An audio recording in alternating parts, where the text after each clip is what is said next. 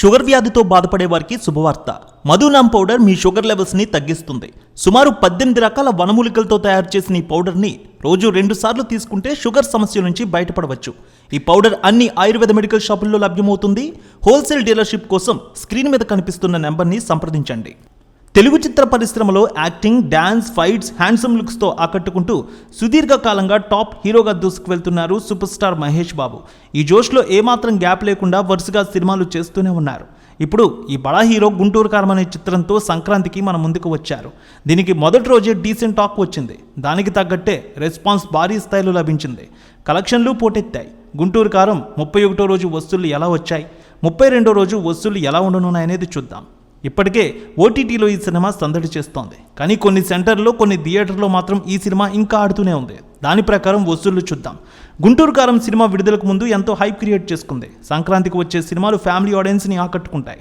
రమణగా వచ్చిన మహేష్ బాబు వెండి తెరపై అదరగొట్టేశారు ఈ సినిమాతో. ఈ సంక్రాంతికి సూపర్ హిట్ ఆయన ఖాతాలో వేసుకున్నారు. నెల రోజులు దాటినా కొన్ని సెంటర్లో ఈ సినిమా మంచి వసూళ్లు తీసుకువస్తోంది.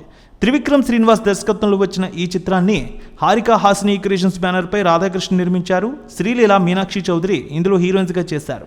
ప్రకాష్ రాజ్, జగపతి బాబు, జయరాం, రమ్యకృష్ణ కీలక పాత్రలో నటించారు. తమన్ ఈ సినిమాకి సంగీతాన్ని ఇచ్చారు. ఇక టీజర్ ట్రైలర్ చాలా ఆకట్టుకున్నాయి. టీజర్ ట్రైలర్ సినిమాపై మరింత హైప్ని క్రియేట్ చేశాయి. దానికి అనుగుణంగా మంచి బిజినెస్ జరిగింది. నైజాం 42 కోట్లు, సీడెడ్ 13 కోట్లు, ఏపీ అన్ని ప్రాంతాలు కలిపి 46 కోట్ల మేర బిజినెస్ అయింది. ఇలా మొత్తంగా తెలుగులో 102 కోట్లకు అమ్ముడైంది. అలాగే Karnataka plus rest of India 9 కోట్లు, ఓవర్సీస్ హక్కులు 20 కోట్లతో కలిపి మొత్తం 132 కోట్ల బిజినెస్ అయింది. ఆరంభంలో మంచి హైప్ క్రియేట్ చేసుకుని అద్భుతమైనటువంటి టాక్తో వచ్చింది ఈ సినిమా. తొలి రోజు ఎవ్వరూ ఊహించిన రెస్పాన్స్ను అందుకుంది. 94 కోట్ల రూపాయల వసూళ్లను కూడా దాటింది.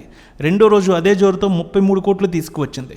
ఇలా 21వ రోజు, 22వ రోజు సుమారు 3 కోట్ల రూపాయలు తీసుకువస్తే 29వ రోజు 1.5 కోటి, 30వ రోజు 70 లక్షలు, 31వ రోజు 40 లక్షల రూపాయల వరకు వసూళ్లు వచ్చాయి. దాదాపు 32వ రోజు సినిమాకి 40 లక్షల రూపాయల వరకు వసూళ్లు రావచ్చంటున్నారు. ఆక్యుపెన్సీ 11% వచ్చింది.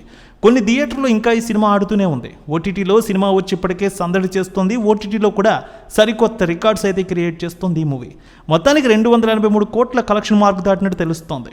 ఆక్యుపెన్సీ వైజ్ చూసుకున్నట్లయితే 10 నుంచి 12% వరకు కనిపిస్తోంది ఈ సినిమా.